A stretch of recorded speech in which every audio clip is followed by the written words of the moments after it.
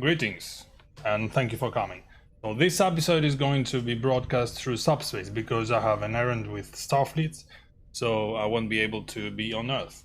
But we won't have any obstacles. So thank you for coming, and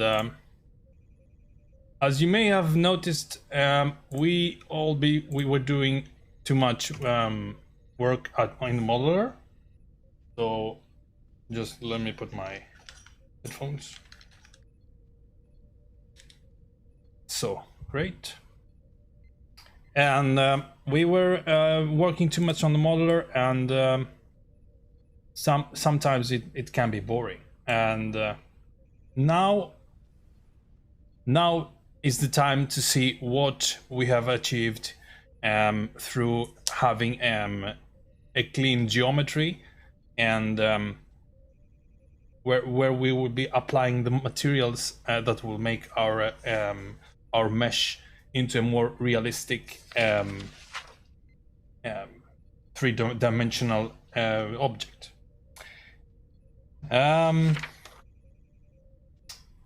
First of all, I would like to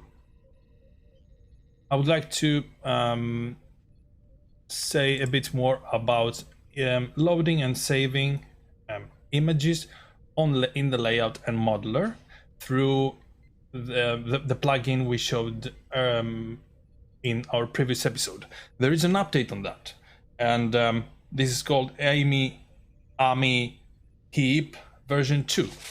This is located, I'll show you right in a moment. So let's see now.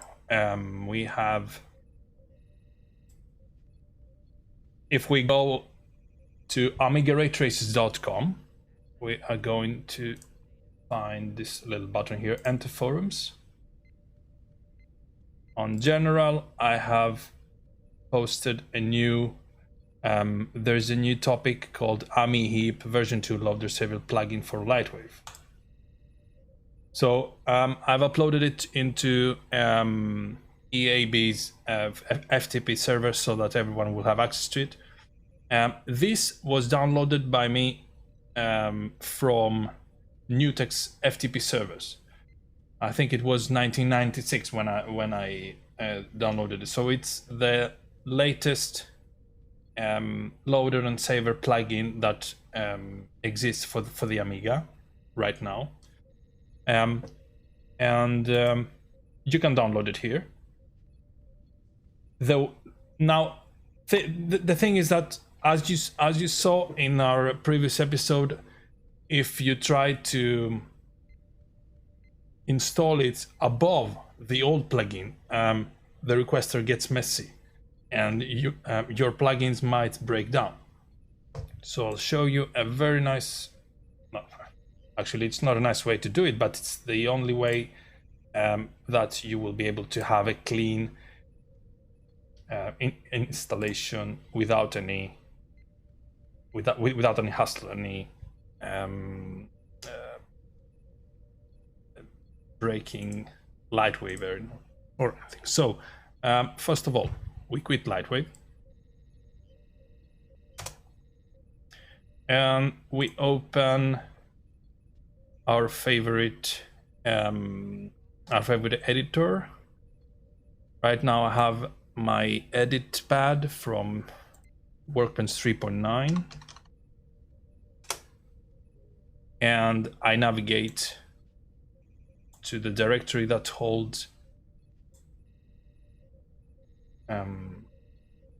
my Lightwave installation, Lightwave 3D, programs, and then into Lightwave support. Then the file I want to edit is Lightwave config once more. So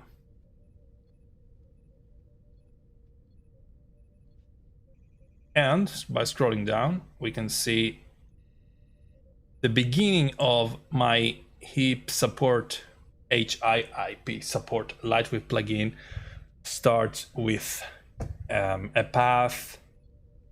No, wait. Starts with the word plugin, image loader, HIIP loader. So from that line and down, I select everything. Not everything on the file, because there's an end to this plugin before the file ends. So I scroll a bit more. I don't know if I can continue. Wait, yes, I can continue with Shift. So right up to the end, well, I see plugin image saver, YUV graphics, and I have AMI heap, etc. So I delete all these lines, not all these lines that I have selected that hold information about the HIIP plugin. I'm going to delete, so it's going to be like that. Then you're going to have an empty line here. You back a bit with backspace. You save. I'm not going to save anyway. Anyway, yeah, let's save. I'm saving. And then back to Lightwave. I'm going to Options, Add Plugins. I have to have my Lightwave environment empty from every scene.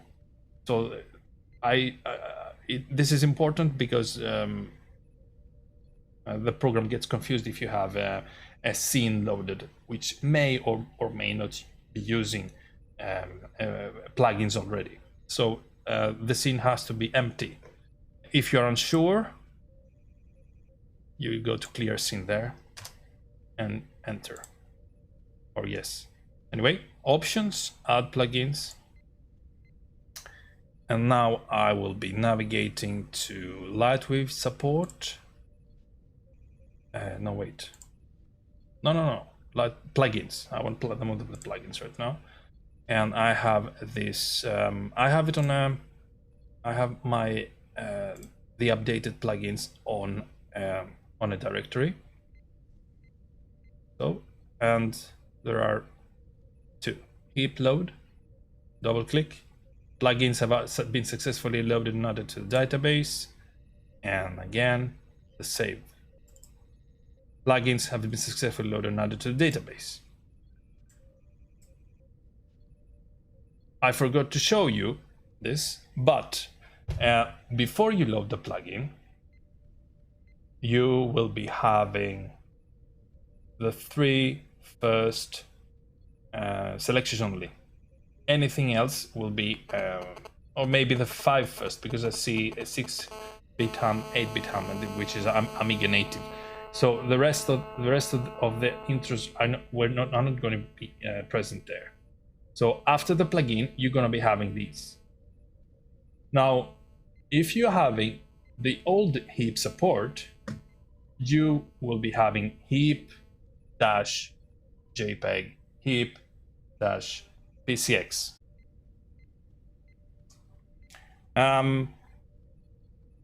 So the new one doesn't have any prefix before the file format description here. So it will be Targa, TIFF, Toaster, etc.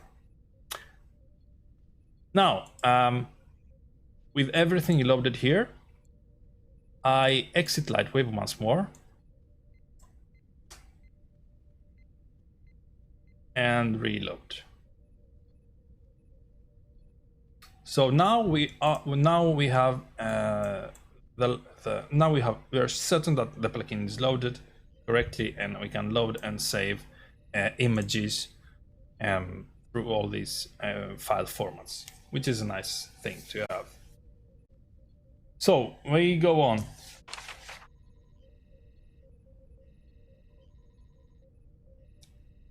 On this episode, as I said before, we're going to be talking much about surfaces and the images as they go together. Before I do that, I'm going to be giving a bit detailed tour about Lightwave, what all these things mean, and then we will delve more into surfaces and materials. The first tab on the left is the scene tab. Nothing is unclear here. We have first frame, last frame. We have a frame step. It can be 1 if you want to render the whole scene, or it can be like 50 if you want to render every 50th frame, just to if you want to make a storyboard, show, etc. Shifting all keys and scaling all keys. This has to do with the keyframes that every object, light, and every element in the scene, in case you want to increase or decrease the duration of the scene. This is what scaling does, but shifting does, if you want to shift a part or the whole timeline, you know, back and forth. There are some interesting tricks we can do with shifting all keys, etc. later. What is important for our topic today is the frames per second value here. Here in Europe we have 25 frames per second. Actually, we had when we had analog. So the internet runs on 30 frames per second. But 25 per second is also valid because this is the video frames per second in the PAL standard of motion picture. For film, we have 24 frames per second. So if you actually have the privilege, or you know, if you find an old moviola and you have the equipment to do work for film, you can put it in 24, for example.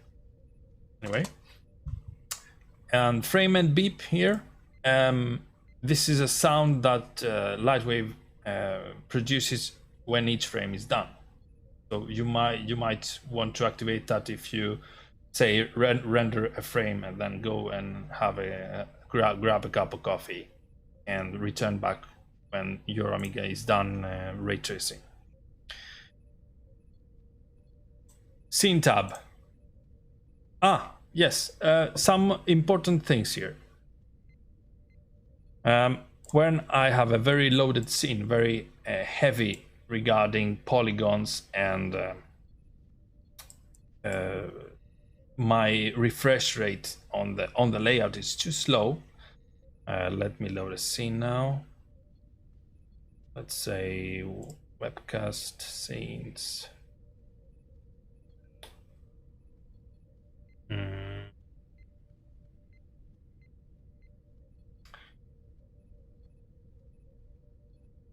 Let's see this one. So let's say I have right now my layout is very fast, but just for the sake of a demonstration, right now my objects are solid.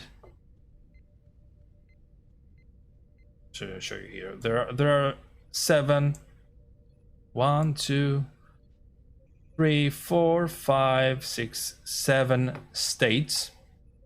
Actually 8 states. Once because you can also tell Lightwave to hide a specific object. So there are 8 states, from hiding to showing all objects, to showing an object as bounding box, point, its points, partial wireframes, full wireframes, front face, partial solid, full solids. Let's see what each of it does. These drop-down menus are about showing everything and hiding everything. Show and hide everything. Okay. But we can do that to each object when we click here. So it's state. So it cycles back and forth. So now I have hidden ground 3 and let me show that on the boing wall. Now, if I go out, the boing is lost, is disappeared, but it is there. If I choose it, it will be there. This has nothing to do with rendering or how light bounces on and off. This is purely for taking the burden from Lightwave's layout into computing every single polygon during each frame or during each motion I will be doing. For example, if I go back and forth, there's a certain computation taking place. But if I have it invisible, especially for heavy objects, then there's nothing to show, to compute about. Now, if I start cycling, this is bounding box, so my ball will be shown just like that, as a bounding box only, showing approximately the volume it encompasses. Now is only points. Now you can see all the points.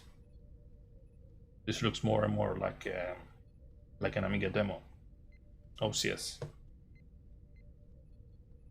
Then this is partial wireframe. Nice effect there, etc. And full wireframe, and I have everything on full solid there, and full solid. Okay. Very useful when you have like 300 objects or 200 lights, and they're too packed together and you can't see a thing. So that's about the scene. Oh yeah, and lastly but not least, there's the timeline here that you can see where each keyframe of every object, light, and the camera exists. Okay, so scroll horizontally and scroll vertically. That was the scene tab. The objects tab now. We have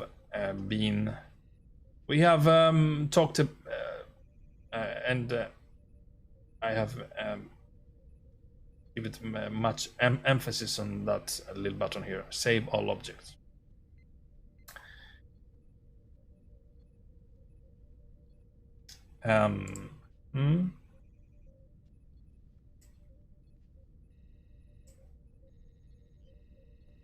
And we have clear all objects. It clears everything, but it doesn't clear eventual keyframes by the lights or the camera. This is objects only. Then load object, load from scene, very useful loading method. We're going to talk about that later a lot. Save all objects and add null object. Null object is an object that doesn't render but helps us use it to do useful things like parenting, invest kinematics, etc. Here we have our drop-down menu about the objects present on the scene right now. And by the way, there are the points and polygons each object is comprised of, and the total object in points and polygon count in the scene up here. Total objects, each object. Okay. Here we have clear object, replace object, save object. Here we start with the transformation with actually the object replacement plugins. There are quite a few, actually only these two. There are some missing, but I don't know, we're trying to find it. Then we have save transformed. We can do some random transformation, deformations on the layout, and then save the object as it has been like distorted. For example, let's if we make an asteroid or an ice rock, and that we want to use Lightwave's powerful 3D textures to deform it in such a way that it looks unique. We can use that later when we're done with that. And clone object, when you copy an object to its you do a carbon copy of an object. Object skeleton or bones, displacement map plugins. Interesting when we deform object, and then you have displacement map, texture. We're going to be talking about textures a lot today. Very interesting stuff, especially here on the objects tab. For example, I can make no, remove texture. No, I want to do it on my ball here, Boeing ball, displacement map, and start working with objects. Let's see what happens. So the ball is becoming distorted according to the texture's specific attributes. Removing, anyway. Metamorphing, when you transform an object into something else. For this to happen, for example, by the way, both objects have to have the same point count. Talk about that later. Here we have object dissolve. When I want an object to disappear, I use this this little field here with the envelope as well. Distance dissolve, when I want an object to disappear in relation to the camera. Say I have a star, I've made a star column, and I want my spaceship to go into warp. So there will be a certain distance up to which, if I want to do it to very realistically, there is a certain distance that my star-filled hydrogen molecules are going to be rendered, you know. But after a certain distance, they're going to be fading out because the camera won't be seeing them. This is what that little button does, together with its field. By the way, the fields on Lightwave are in meters. No, wait. You can change it on modeler, but in the layout, I think they follow the SI system. Distance dissolve. Polygon size, when I want to minimize the polygons of an object. Oh, it doesn't show here. Anyway, particle line size, especially for particles, when I do particles or one-dimensional objects like lines. This dictates their thickness, how they're going to be rendering. Polygon edges, when I want to make when I want to have the outline of an object as like a color. Say when I do cartoons, I may want to have an edge around them. And here I have various buttons that tell the renderer what to render, what to not render, where to receive shadows, cast shadows, and if the object is self. For example, self shadow, I think it's self-explanatory, when an object can receive its own shadow. Here, cast shadow, when it casts shadows to another object, receive shadow from another object. Unseen by rays, Here you may want to have an object that won't be visible in the mirror. So you press this one, and unaffected by fog. When you want to, when you have fog for some reason, let's say you have a scene rendering in, say you want to make a forest, and you want each tree to start fading out inside the fog. You have defined into the effects tab. Sometimes you may want to have, say, clouds. Clouds won't be affected, but because they will be continuing through the whole sky. So you can press this one. And that was the Objects tab. We hope we pass by the surfaces and images because we're going to focus on them.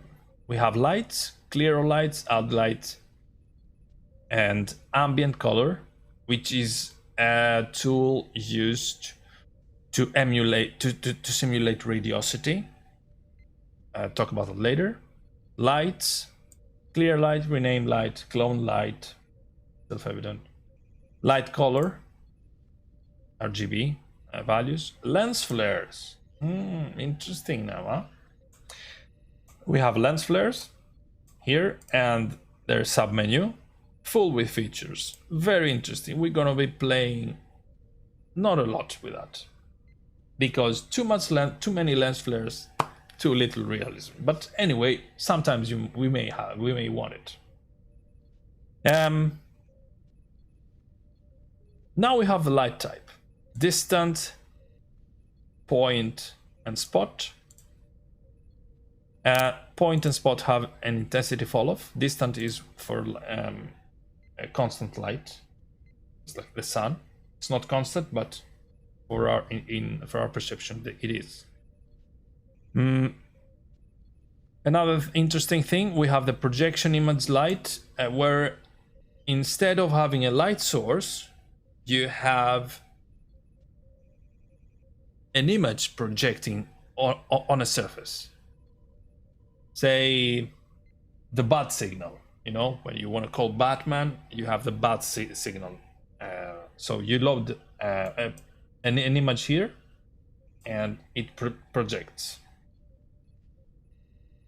And then you have shadow type off, if you don't know any shadows coming from that light. Ray trace, this is the most accurate mode. And shadow map. Shadow map is only enabled on the spotlight. Okay, this is actually this is cheaper in terms of CPU power, as it speeds up things a bit if you want to do stuff faster, or if you don't want accuracy on your lights, your light shadows. Okay, going on. Camera, wireframe, quick shade, realistic. If I want to render only wireframe, quick shade for checking things, how they look before I continue to a realistic rendering where it takes more time. And the realistic mode enables these three choices here, which is trace shadows, trace reflection, and trace refraction. Underneath, we have medium resolution, super low, low, medium, high, and print resolution. We have the custom size we can enable if we want to, say, render in high definition, and we can say 12800 times 720. No problem there. This refers to some video standards, D1 and D2, where some very widespread broadcast video tape recorders back in the 80s and 90s, and that's why it exists here. This dictates their the pixel aspect. No, wait, I think it's the it is the pixel aspect mostly. In our age, everything can be considered as square pixels, as there is no as all the pixels are square. Limited region. When I want to render a specific area in my scene, for example, this is actually accessible by L. So I hold the L pressed.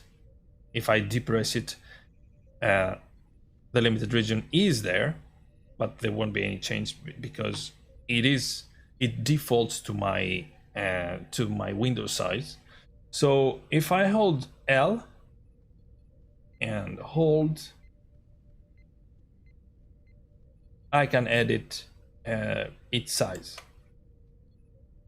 So this can this frame can render a lot faster than the whole frame. Segment memory. This dictates how much memory I have and how much memory I want Lightwave to take for rendering a frame.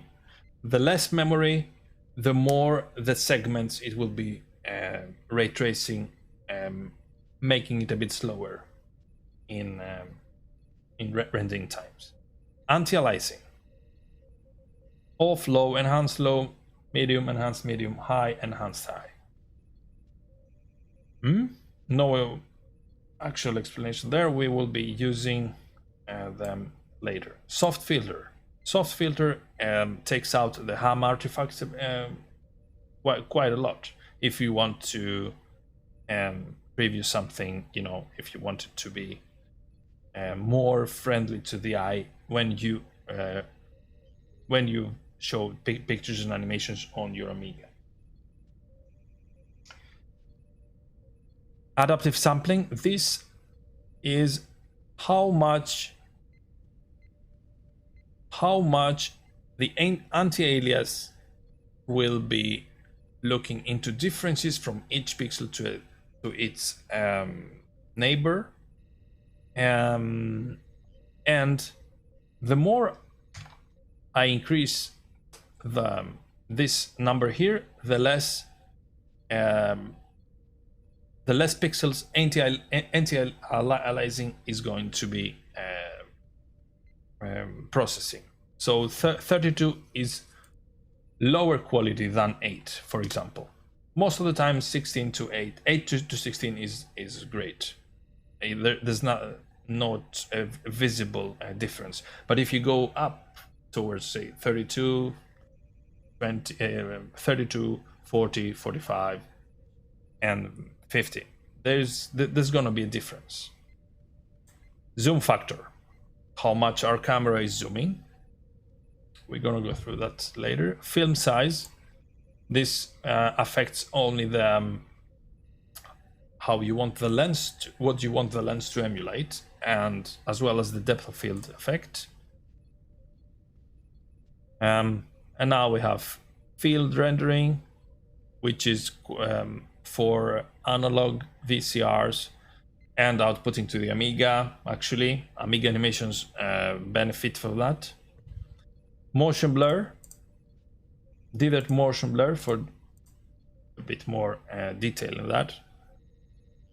Particle blur for blurring particles, doing these interesting warp effects, hyperspace, and the depth of field. Depth of field is, as you might or might not know, has to do with at what distance our camera lens is going to be focusing which object, and as well as what the distance behind and in front of our focal distance I have chosen is going to be focused. Okay, it can be very narrow when you have a telecamera, or it can be very wide when you have a fisheye camera. Effects. Now the effects tab. We have backdrop color. We can change. We have gradient backdrop. And do gradient. So we can emulate the sky or the ground. And actually, Lightwave gives us 4 stages where I can manipulate that colors so as to have like a, say, a gradient from the zenith to the nadir of the globe in Lightwave. I can give you an example on that. Scene. So if I just press that and do F9, so I have this predefined choice. So you can play a bit with that if you want. Fog type. This is this is useful for doing underwater scenes, atmosphere scenes where things start fading away during the more the distance, the more the atmospheric scattering through, I think it's the water vapor in the atmosphere that adds, or it can be dust or whatever, but this is the effect that can simulate that. And you have linear, non-linear, which actually can be manipulated by the numbers here. A very interesting effect, more on that later. Compositing. You can have background image, rendering, and the foreground image.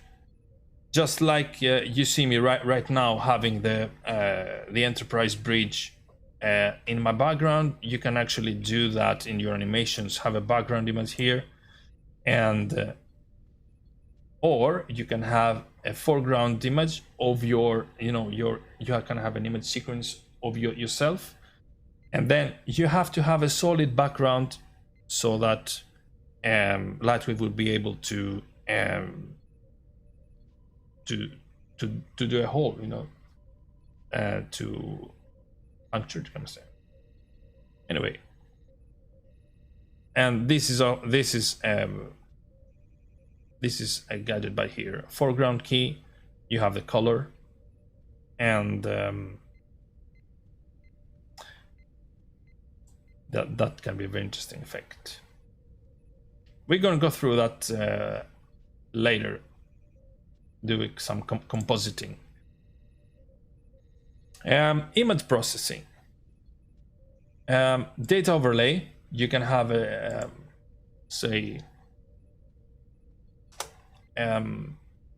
sort of label being in your every frame. So you have just straight Amiga, and then there's the frame number. Very useful for predetermining where will happen what, syncing sound with animation, etc. The dither intensity here. Now this is this works in conjunction with Ham8 or Ham6, and it can lessen or increase the dither intensity. Also here is animated dither. If you want to do some like grainy effects, like video has it, it has grain sometimes, which is visible during playback. You can also do interesting stuff with that.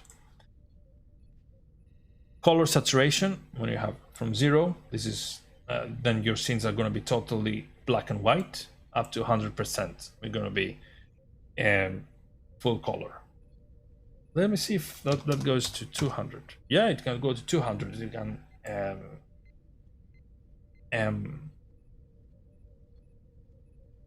it can give much more tone and color to that. Here we have a glow effect with glow intensity and the glow radius. This effect is also dependent on our camera resolution, because when you have more pixels, you have actually to increase your glow effect so that it will show the same at a specific area during an increase in resolution. This is actually a post effect, so it's added later, but it's very powerful. Pixel filter plugins. If you have added plugins, you can have many plugins that can do very interesting stuff, like sepias. You can have RGB shifting, you can have video lines, you can have many things here. Effects done, record, we have gone through that. And options, this is the I think it's not the last one, but anyway, this is the last panel we can the last tab we use for this. Actually, the options tab can manipulate how Lightwave responds to our inputs. For example, this is the content directory. I can tell it what is the root directory for specific in a specific project I'm working on. Going on down there, we have auto key adjust and then auto key create, which becomes clickable, which is actually, instead for doing a keyframe via enter, the moment I move an object, when I release the left mouse button or the right mouse button, Lightwave automatically recalls the keyframe instead of having to do one action more.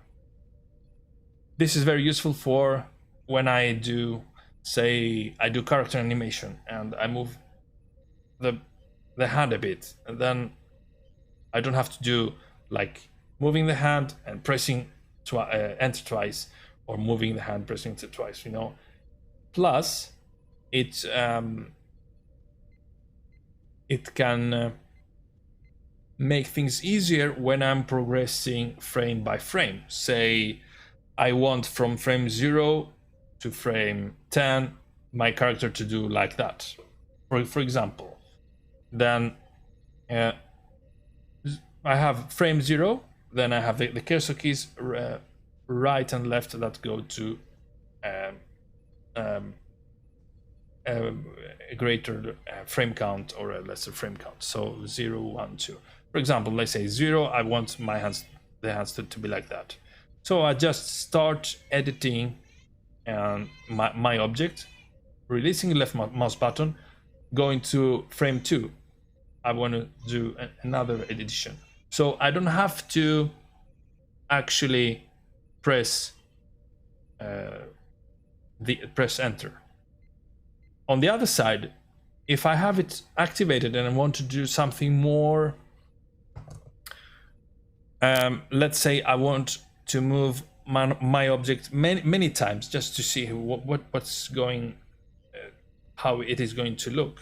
I don't want that on, because it will start littering its timeline with keyframes everywhere, and then you're gonna be having very strange motions. You know, like you want to be, you know, you're gonna be saying, oh, what's going on? What have I done here? It's a mess. Anyway, let's deactivate that. I don't want that right now. Now we have the layout interface. You can choose between 4 colors in 3 different resolutions. The input device, mouse and tablet. I have tablet, but I haven't. Actually, I don't know if the difference between these two. I have to research further. Now we have add plugins, and under that we have the generic plugins. Some plugins are each specific to each tab, like object, surfacing, etc. But some other plugins are generic. They do stuff that cannot be categorized into the other tabs. And layout view, excuse me, I have the grid here. If I want the grid disappear, I can make it disappear here by off. If I wanted to have it 32 by 32 grid, I can have it like that. The grid square size, very important value, because it can show us how big the grid is. For example, let's say I want to calculate the depth of field focal distance. So, and I change my view with 2, the top view, or by here. And then I have an object at 3 meters in front of me. So I have to have, let's say 3 meters if I don't want to count, or 2.5, let's say 2.5. Now I know that every rectangle here on the grid has a 2.5 by 2.5 side. And then I can calculate, I can say, okay, my camera is here. The next roughly 2.5 here is here. So here I will put my object so that it will be in focus. Okay. And this can be whatever number you wish. And last, this field here, you have the layout background. It can be blank, it can have a background image, or it can have a preview. The background image, you can understand it. Let's say I'm loading a background. Say I have this one here. I don't know what it is, but background image. I put it as a background. First, I'm going to compositing, background image, Beretta, and now I have this image, which I don't know what I think it's a text, but anyway, that's what this thing does. The preview, if I choose to have a preview, it has the preview I have made about an animation here on the background in case I want to correct motions that are that were done earlier, so that I have a ruler, you know, a background where I will be placing it better, etc. Really nice tools there in these two. Now we have the bounding box point, polygon threshold. This dictates, this tells Lightwave how this tells Lightwave how to show an object in layout if its polygon count is up to that number.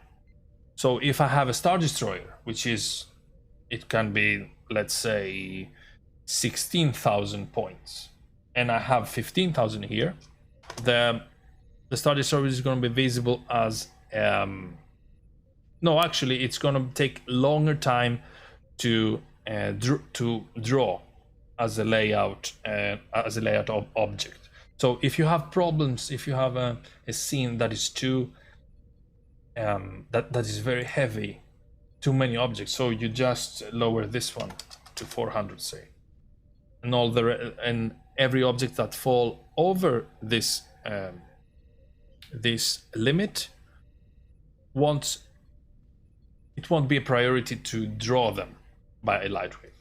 Okay. Then underneath this we have 5 buttons: show motion path, show fog radius, show safe areas, show redraw, and show field chart. Show redraw does what this little this field here tells Lightwave to do. Only that you actually see the computations Lightwave is doing performing the objects. This is only in layout, how an object is visible. It doesn't have anything to do with rendering, actually. Safe areas, field chart, this has to do with this gives you some artifacts on the camera, again in the layout, so that you can measure, for example, say, okay, I want my my logo to be exactly at the center, so you can have these rulers here so that you can point more accurately your camera. And then you have the safe areas, which I presume it has something to do with when you broadcast, you want to have everything that you want to be not to be cropped inside those areas. Fog radius, you show it. Then you have the fog from the effects tab, that you can see how long the fog, how long until the fog starts taking place, starts, you know, building up. And the Screamernet panel, where we're going to be going through a tour at another episode, when we will be having mid one that is going to talking about render farms, or, you know, yes. Anyway, now surfaces. By the way, are there any questions regarding all this?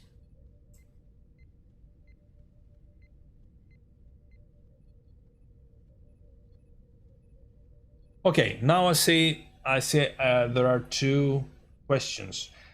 Isn't field rendering only useful in interlace output? What field rendering does, it let's say it acts as let's say you have your lines on a frame, and when you have motion, this is only for motion. This is useful actually for moving objects. You have let's say an interlacing. It is like interlace, but you can also have it on low resolution. It has nothing to do. It's not Amiga specific. You can also have it on video. So in video, you don't actually have interlace mode, or interlace mode is all. Yeah, I think it's an Amiga hack. Maybe you guys know better for that, but you can actually have frames recorded this way, and then when you output to a video, to a VCR, they interlace. The field rendering is gonna be using the fields on the VCR. Every frame on the VCR, if you pause it, you're gonna be having this flashing thing. If you have motion on your VCR, these things are quite old. We have no fields anymore. we have frames. But at during these times, you have the field. Oh, one moment, please. There. Then, I hope this answers your question. This is also for VCR output. Now, regarding the tablet option, I think if you have a tablet that works on the Amiga, just like the HyperPen that works with the formaldehyde tablet driver, then you have a tablet that works like as a mouse. It can be handy because the pen is mightier than the mouse, maybe, but sometimes it's not on layout. Maybe you can use it in modeler when you model and choose and select points. It can be also that it is useful for layout as well.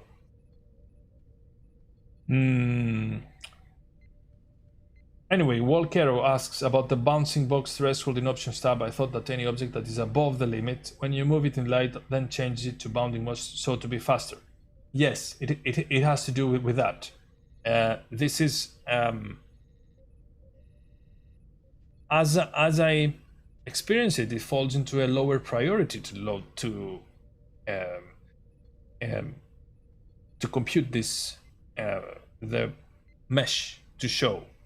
It does as really Lightwave doesn't stop computing.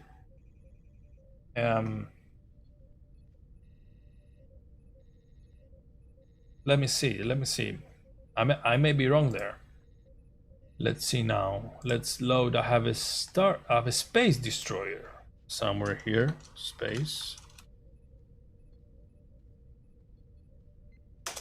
Which is actually the count is like 19614. Let's put it 19 and see how it's. So it loads. It shows it is visible, but let me see. Let's say 1000.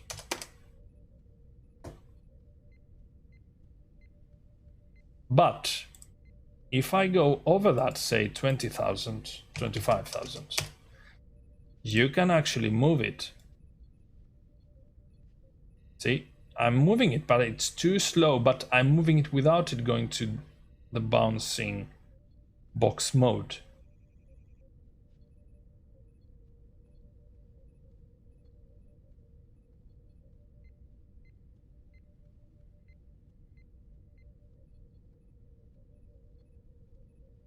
So yeah, you're right, Walkero. Yes, that is true. That is true. So you see, okay. Yes, it calculates all polygons. So I stand corrected there. Great. Now let's go to surfacing. Let's clear everything and load our beloved logos by going here and here, objects, and do our pixel art. Let's start from there. Okay. Whoops. There. So I'll make a nice keyframe there so that I have everything. And I will. Well, now the surface panel. We can select surfaces here that we have assigned in modeler on our objects. We can load surface by some presets or our created ones.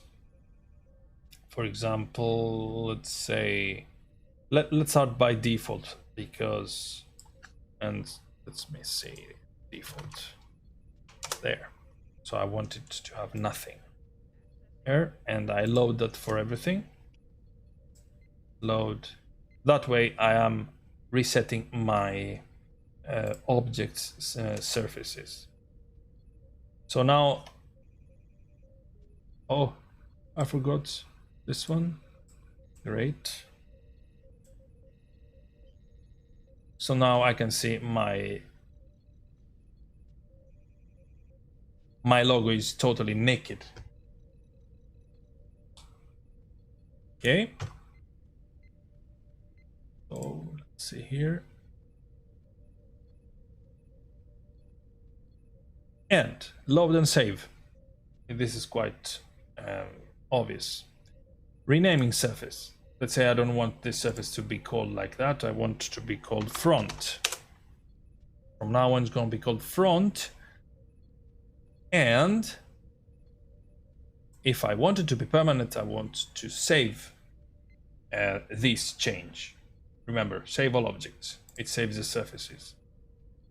And then you have the alphabetized list when you have all the every name in order.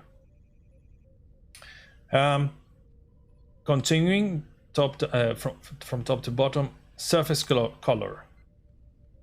I can change it, or the RGB values there, so I can get a nice, you already done that. Outline only. This, what this does, this renders the surface in wireframe mode only. Okay. This is not. Yeah, this is a wireframe surface only mode. Say the outline, and I'm going to be leaving the T buttons for later. We go on to luminosity. Luminosity is when an object is its own light source. It doesn't need a light source to be visible. So say if I eliminate the lights here and I have it on 0, I think there's, the ambient intensity also has to be 0, so that total darkness exists. So everything's dark now. Okay. Hold on a bit. I have there. I just disabled the glow effect. But if I make it luminous, this surface is going to be its own light. Now, in this version of Lightwave, this does not mean that the surface becomes a light source for other objects. It is just a surface. It is just that the surface is visible in light. If you want to make it like emanate light to other objects, you have to actually put many lights in front of the surface that will be the same color. So then you would be having light. So for example, a neon sign or a fluorescent lamp.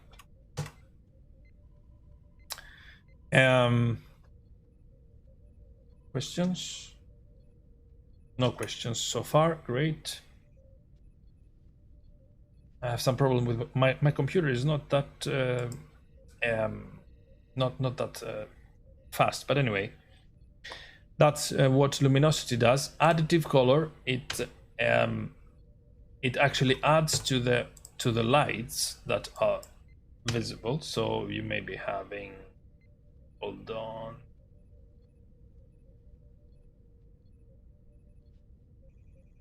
I remember additive has to do with if you have a light source behind, then you have the it's a bit transparent. Then you can have an addition to your light source where you have an overexposure. But we will research it further into later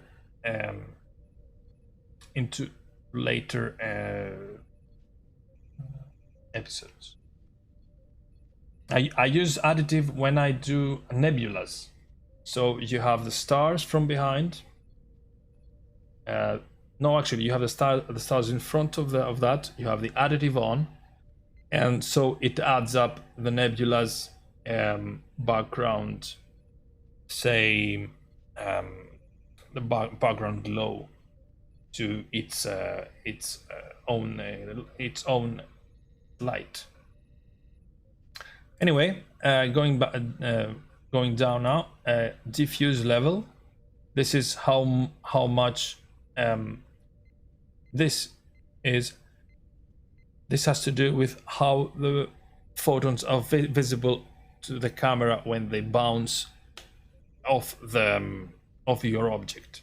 So now with luminosity, it's gonna be full luminous. But if I take it out,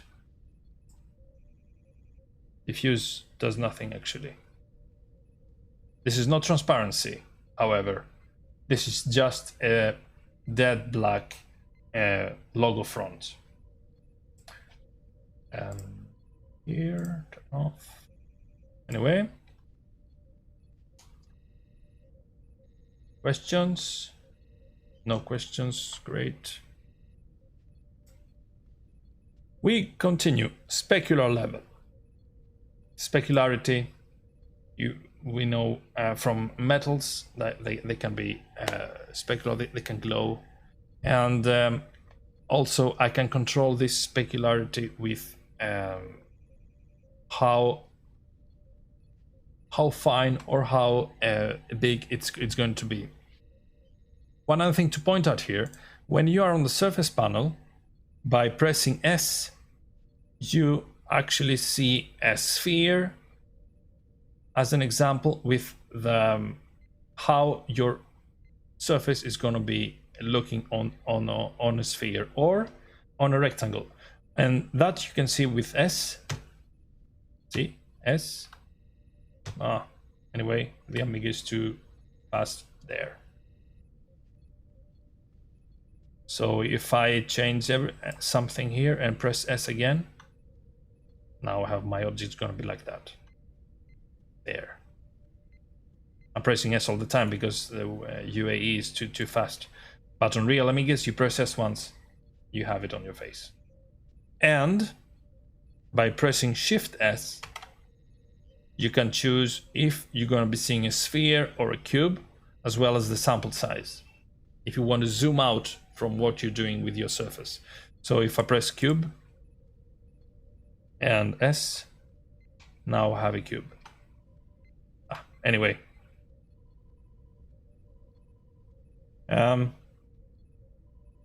let's turn it back into sphere. I can show you. Let's put glossiness into maximum. I want it to stand there. Anyway,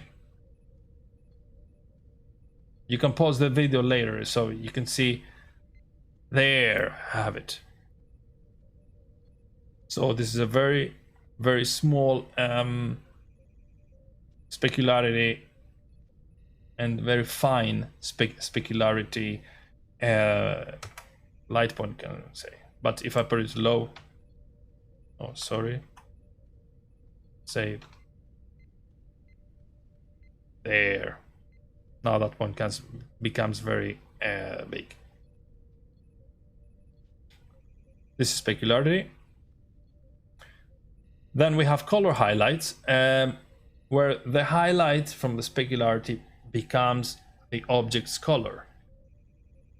So now we have its top RGB value, it becomes instead of white. Okay.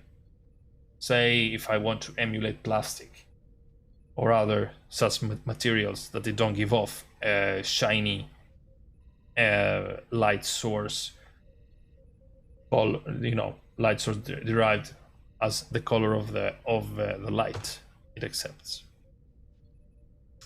Color highlights. Then we have reflectivity.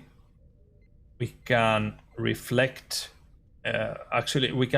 This works in conjunction with the camera trace reflection. So otherwise it doesn't work. Unless you have only chosen in the reflection options a spherical reflection map.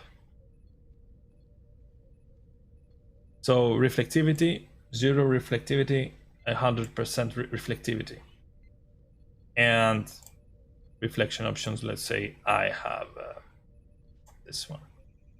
And I press S. If I can get it to there. So I have my sphere, but it reflects the image I have told it to be to reflect.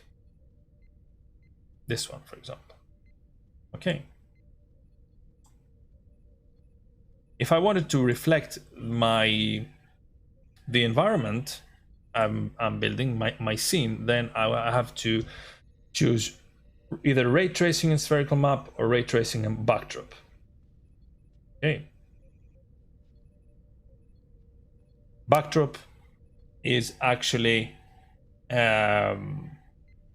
say what I have chosen the effects and backdrop here.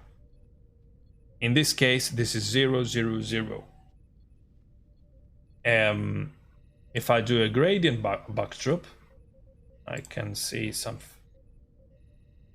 No, wait a minute. Now I have reflectivity, ray tracing, and backdrop. I can actually see that it reflects the backdrop I have chosen to. And if I want to see my logo, how it will be. So this is a reflection of my the gradient backdrop I have defined. Okay.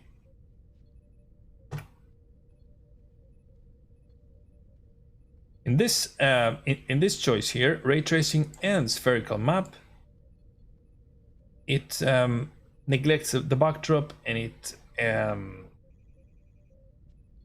Lightwave tells the object to see only the object that are its specific angles and the image I have defined here. So, for example, with S, you can see the image is visible now. There, and with F9,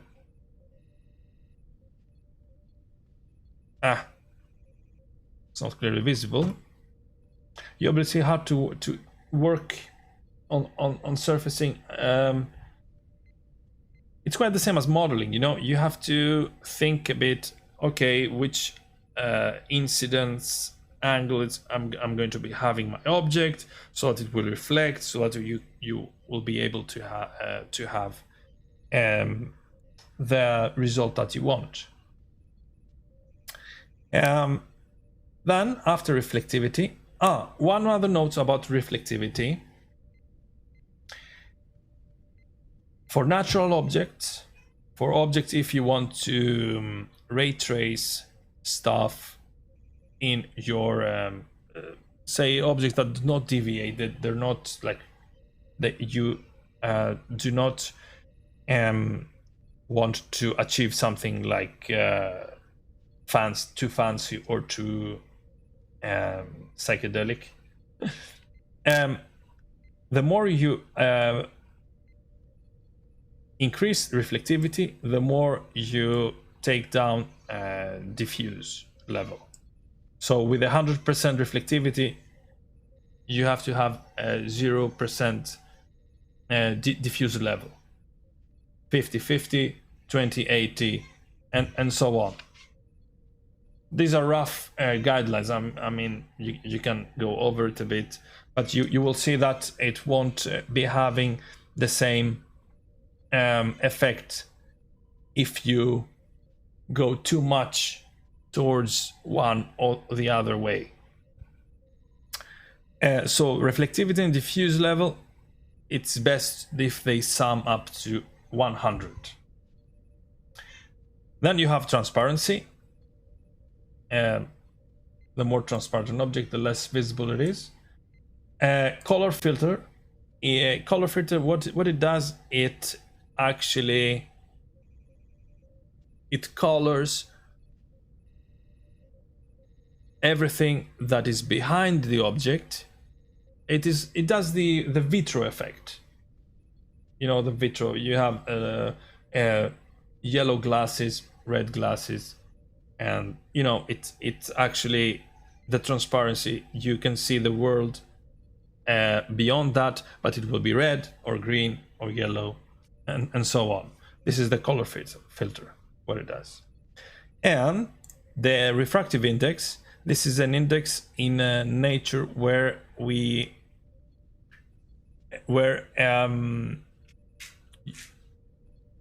this is actually a ratio where the light is bent when it goes through a transparent medium.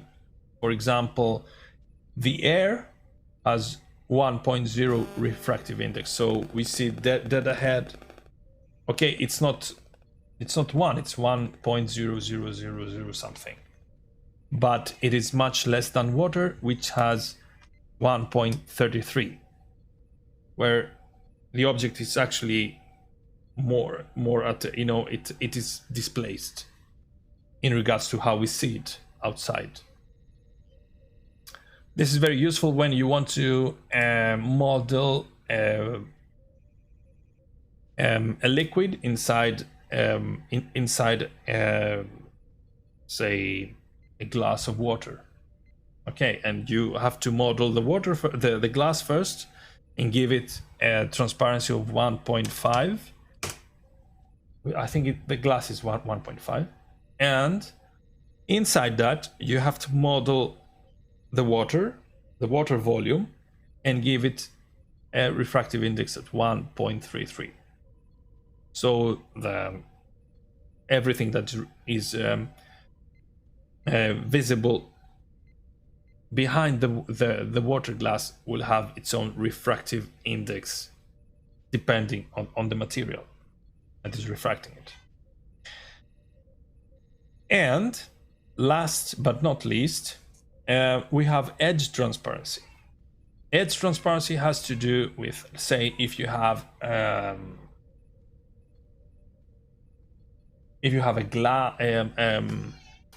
glass table, but you have its edges, they are actually visible, and that's where you choose opaque edge transparency. I can give you an example here. Maybe if I do the cube, there I have I have a transparency of 100, but I have the edge transparency at 1. It can be 1, 0, I think, 0 to 1. So it can look like that. The more towards 0 I go, let's say 0.1, nothing happens. Interesting. Anyway, let's change to sphere and see if something else. Let's take out reflectivity. Let's leave specularity there, and I say opaque gives 1. Let me, diffuse is that's why. There. This is what I mean. The edges are opaque, but transparent. Transparency in the middle of the object is becoming to take effect. So if you want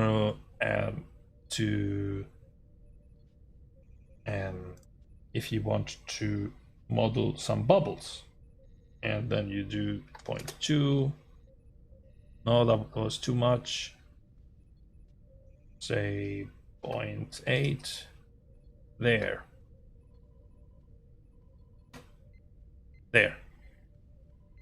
Okay, I think it's clear.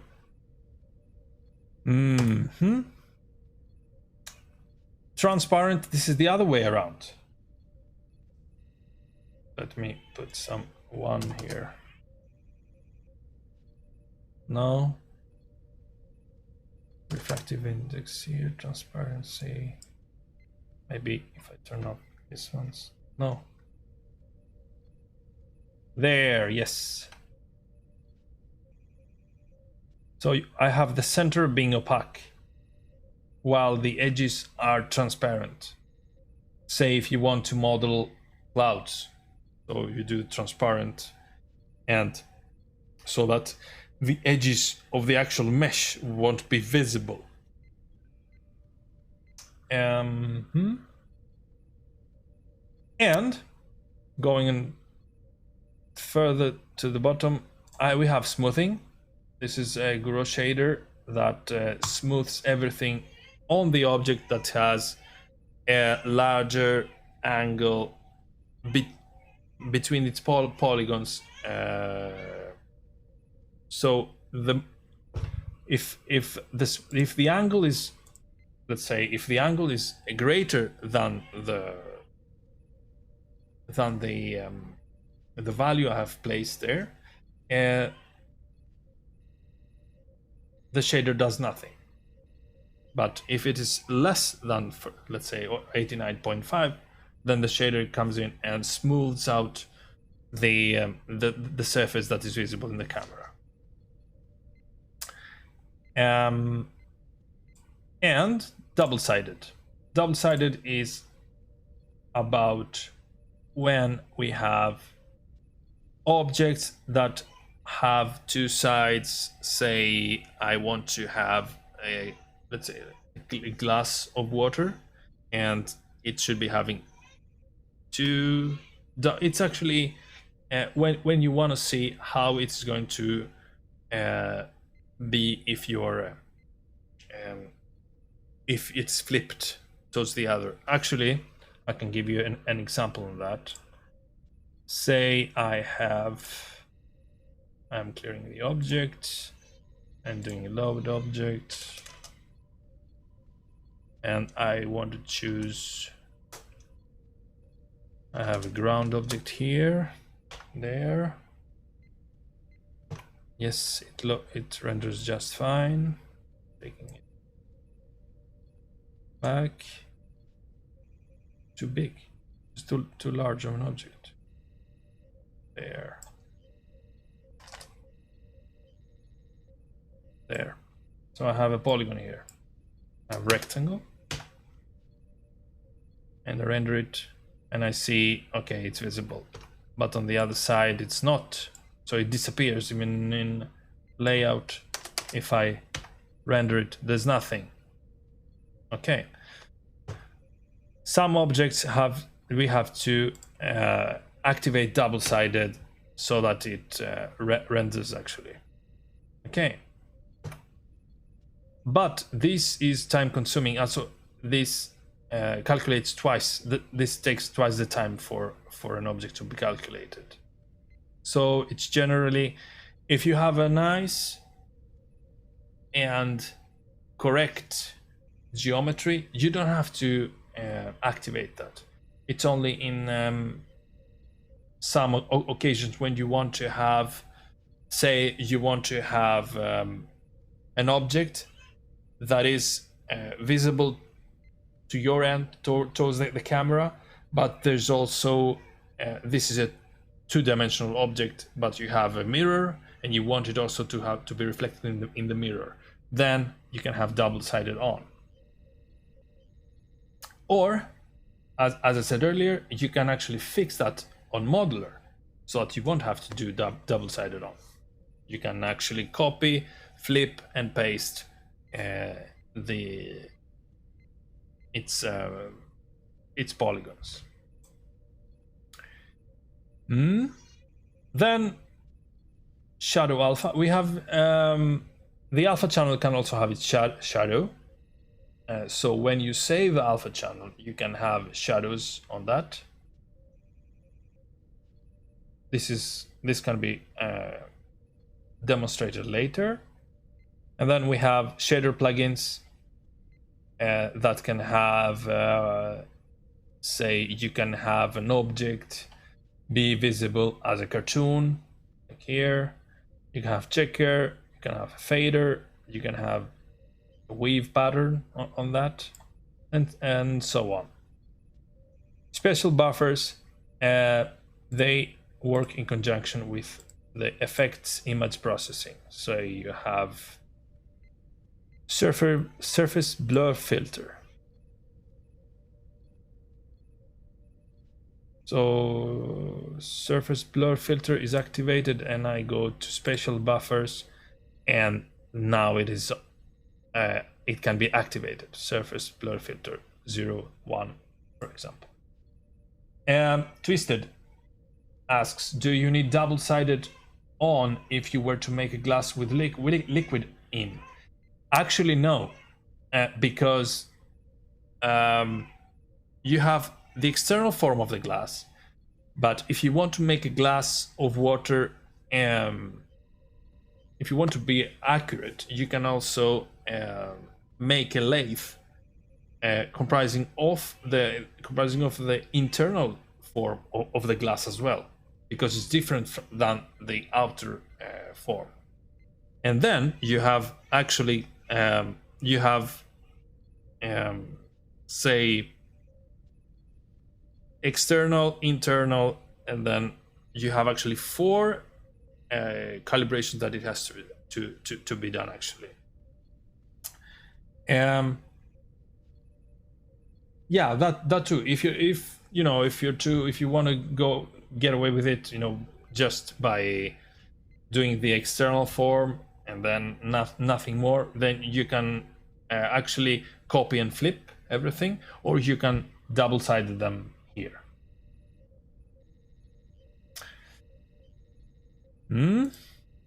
Yes, and the glow effect. We can activate the glow effect so that it works in conjunction with the glow effect here. Okay. Now we continue to our the T sign here, the T buttons here. It is actually texture. This stands for texture. So let's see. What do I have for an object here? Ground. I have a ground. Size. Yeah, I have rotated it, huh? Correct? Yes. Let's say I have this rectangle here. That's very fun. And I take it just here. Double keyframing. Ray trace it.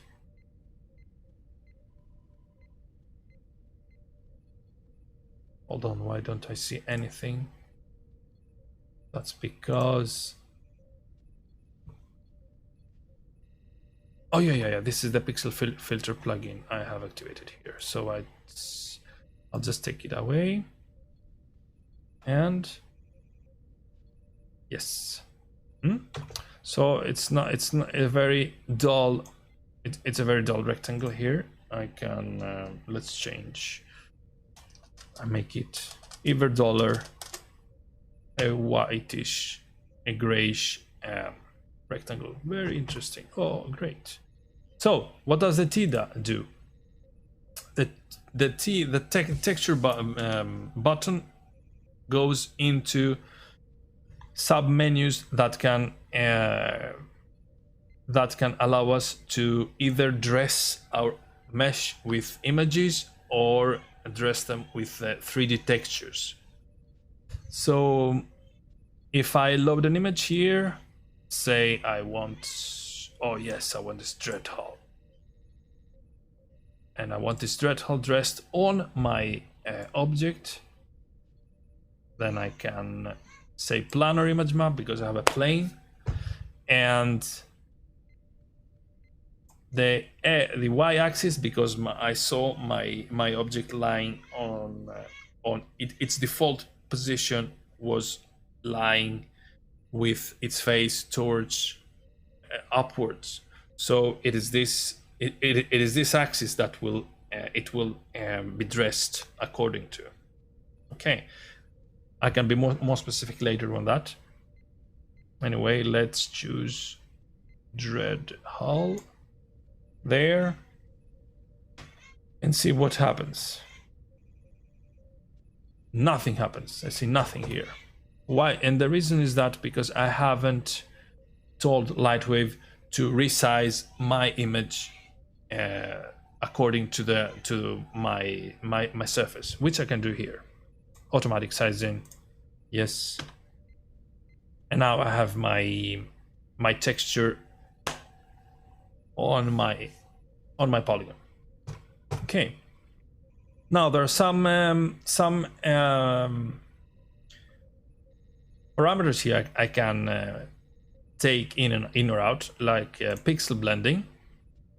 If my image is low in low resolution, Lightwave can remedy that in a way. It's not perfect, but it can remedy that. It doesn't show, it's not pixely in its when it renders. Then you have width and height repeat, where this texture is repeated in height and width. Then you have a negative image. You can actually have it render with its RGB values negativity. So this is a very dark thing, dark texture. And now there are some things that there are some values that you can edit where it's more customizable. Say automatic sizing didn't do the work correctly, or you want it in you know, in whatever size you want, or you want it squashed or distorted. Say I do 500 here, 500 meters, and 340 here. Oops, sorry, what did I do? Oh yeah, I pressed yes. Anyway, it corrected it.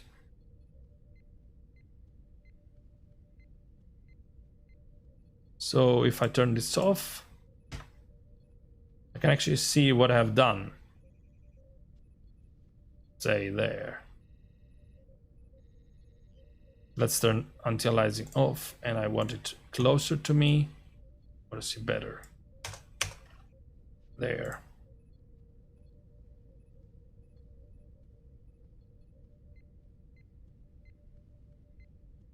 So there.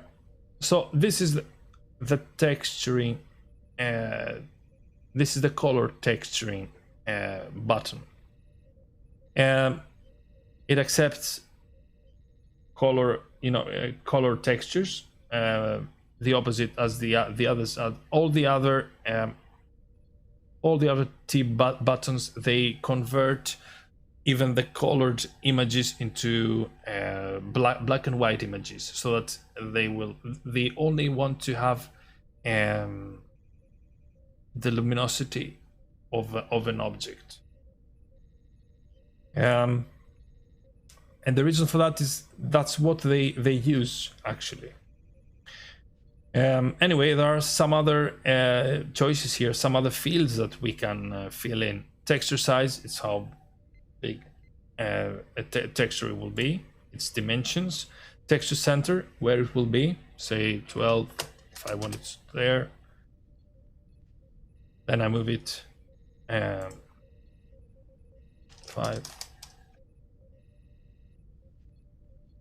to the right or to the left. Hold on. Oh yeah, I remember it's too big, so minus 100. There, yes. So then you have texture fall off. Texture fall off is the same as when you want to do a fade out for your textures, like as if the sound fades out, So, and this is arbitrary per. This is per surface, how many polygons the surface is covering. So we have one polygon right here. So if I do 100% in the y-axis, which is the no, it will do nothing because our polygon was like that. So if I do the z-axis, the z-axis will be 100. Then I will be having all of my see, there's just a small line here, so that's what's left from my image on the polygon. So if I lower it, say 0 to 50, so I will be having half the image. No, I think it's more. Let's say 5. There, now there's something starting to come along. So let's say 1%. So the fading out is more, you know, this is half of my image. I usually, it takes a bit to actually calculate how much of your image is going to disappear, because it also has to do with the polygon count an image is covering. So this is the fall off, and then we have the texture velocity. This has this moves your texture along the surface. Okay. Obviously, it's useful for animations. I've done a little animation to show you the different how that can show. But first, before I do that, let's see what other options we have. This is the planar image map. Then we have the cylindrical image map, where you have an image covering a cylinder. Spherical image map. Some things here start disappearing because they're not relevant for the shape we have chosen. Okay. Then we have cubic image map. If you want to cover a cube with your image. Front projection image map. If you want an image to be,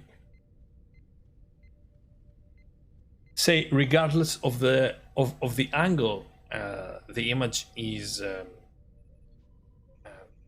looking at the camera, you have the same image regardless. We can actually do a small, can make a small example of that. Not here, images, let's say.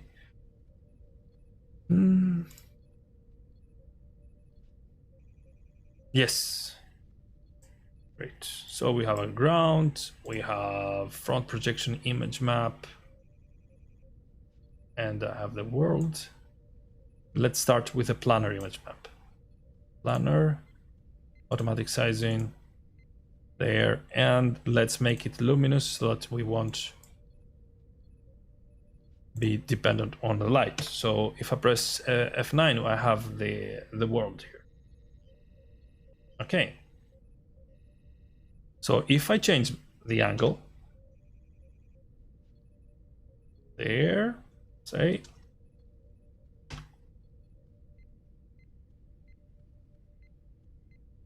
then obviously this is a texture that has that sits on my polygon, and it follows the polygon, etc. Now, if I change that to front projection image map, then what I see is actually the image is always looking at the camera, and it's as if the polygon is the window towards my texture, towards my image, sorry. Okay, so if I move this if I move the object here, let's say move it towards the y-axis and render it, it will show something else because it doesn't follow what the object is actually going, but it is rather there.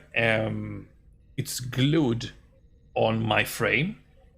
It is always glued on my camera frame, and it's just the polygon that allows it tells the camera where it will come up front. And this is quite useful when you want to blend real life photographs with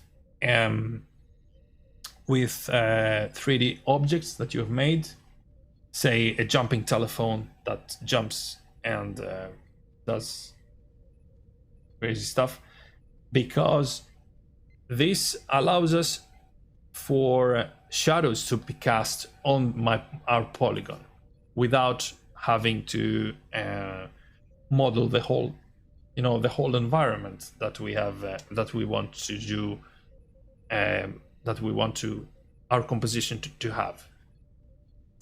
This will also be a very interesting thing for an episode as well. Does that make sense?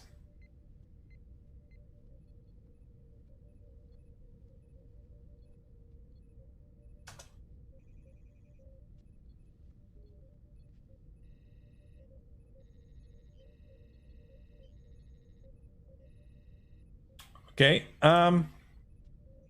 and last but not least, from the checkerboard and down, we have the procedural textures, where we have actually textures that exist in the 3D world. So let's say, so our surfaces just capture the instance of the texture that exists just there. Let me show you what I mean. Sorry. This is my fractal bumps. Actually, wait a minute. I can. Yes. So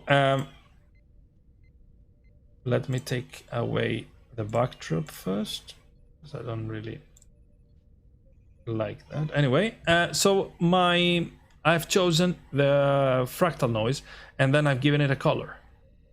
Okay, so let's say blue. And also I want to have it 2020 value.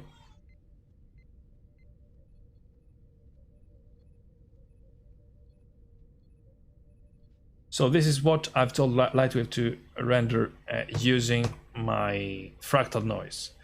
We can increase or decrease the frequencies, say it's 1, which is simpler. There, or put it into 10, which increases the our CPU usage when I render. But it's also more accurate if you want it to be more detailed. There, see? It has also texture size, texture fall off, texture center, texture velocity. The velocity is very important because if you have a two-dimensional object and you tell it to you tell Lightwave to move your 3D texture towards the axis where your polygon does not have depth, you're going to see actually that the polygon, the texture is going to be moving just like we see in real life when we see smoke going upwards, when it changes all the time.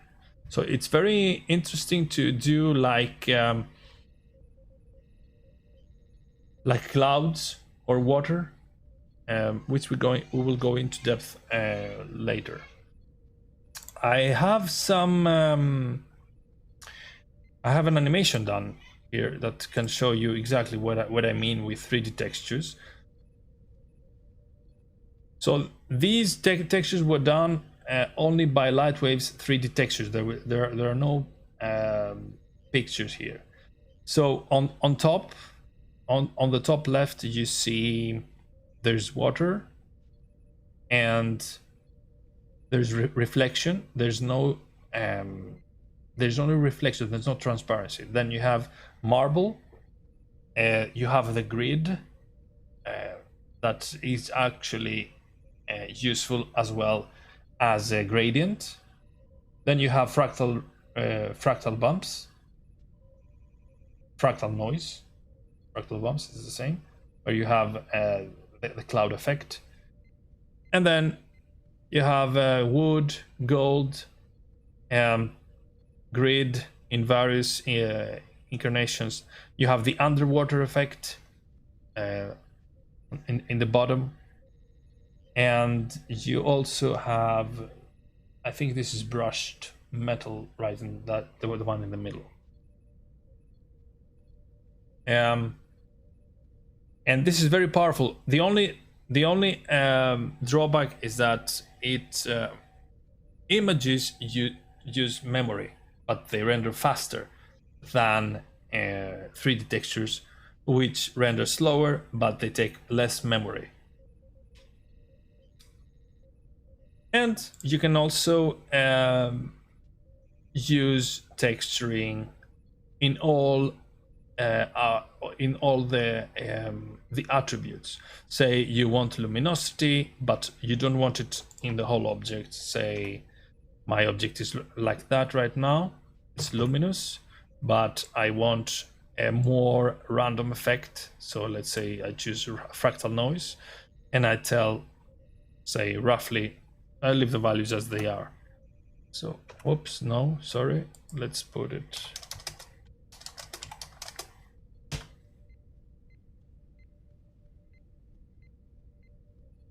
So these are actually, let's put 0 to have a more dramatic effect and increase these a bit.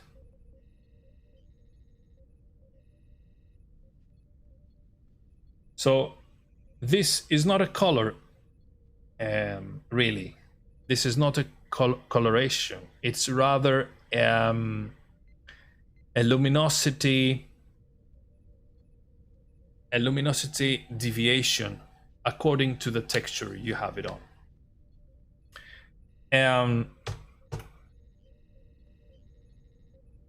For example, in specularity, let's say I want it to be specular, want to look quite nice, but maybe there,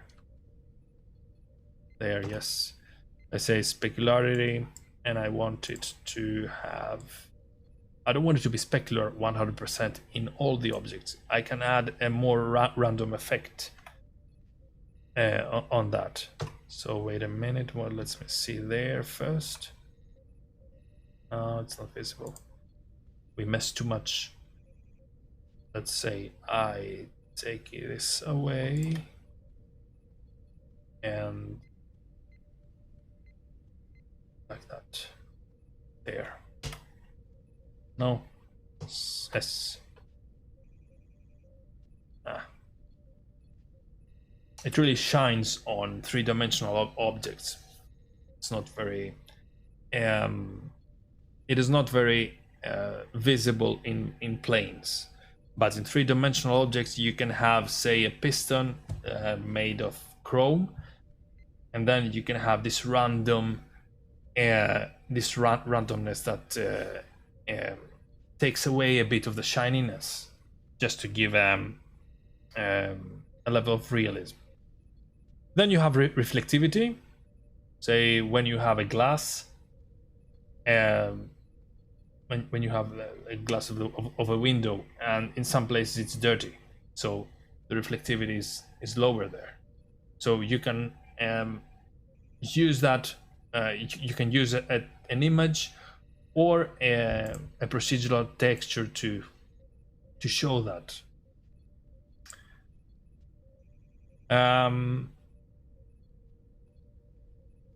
So that's quite actually that's how it works with texturing. In images, on the images tab, you can have you can load an image for using in either in background, foreground, or in surface. You can also have a sequence where you have a sequence of frames playing back on a surface. Very interesting. Say you want to you render a monitor, and then you want it to have something playing back there. And what else? And something which is very unique in Lightwave on the Amiga is color cycling. This will be an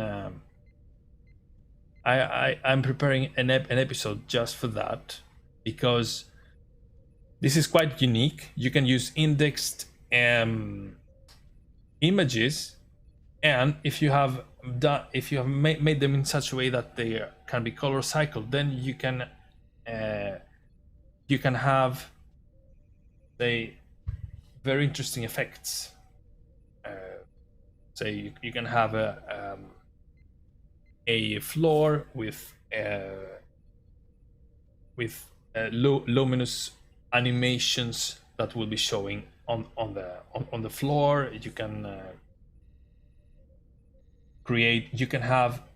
you can actually have animations in each and every one of these on these tabs, on the texture tabs, which can make very interesting effects. I forgot to talk about bump map, which is actually just one more and one more attribute, very interesting. And you can actually see with shadows and everything, you know, how it can work. It does a lot to a surface, and it's realism. So that's all about it. I didn't have many examples on these, because we are going to be seeing them through examples, through our homeworks. So yeah, that's about it right now. Do you have any questions?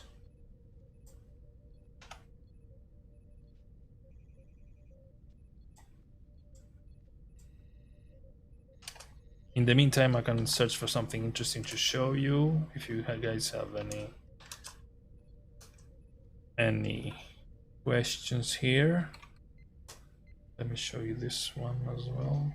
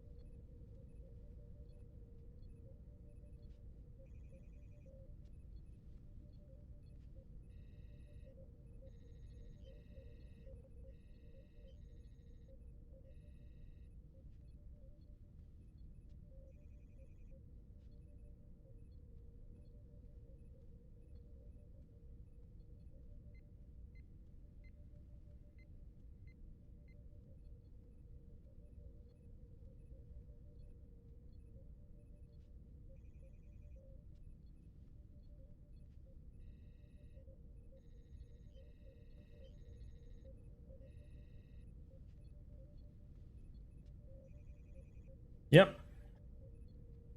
So one last thing. I know it's rather boring, but I have to mention that on the channel's info, you can actually donate with one-time donation through PayPal or through Patreon for a monthly donation. Now I don't have any. My computer's rather slow, so I probably will be fixing that. So so next episode we're going to be going hands-on on our logos. Actually, we don't have time right now, and we will be actually, let's do that. A homework. The homework will be to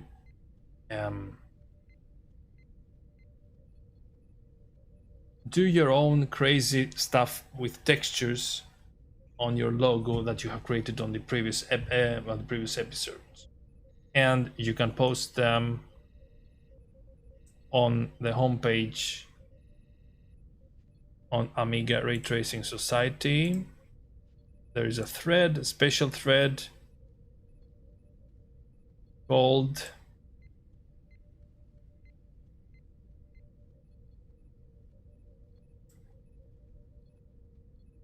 there. So there's this thread we have created called Raytracing Course Webcast, and then you see here in the episode 2 there is Yarla that has posted, and Midone has also posted their logos. And I've also created an episode 4, surfaces and materials. So experiment, do crazy stuff with them, and let me know if you have found what you have done with that, posted on your with your account on the website. So that's about it with this on this episode. I hope it was enlightening. I hope it helped you. And so see you next time. Until then, keep ray tracing.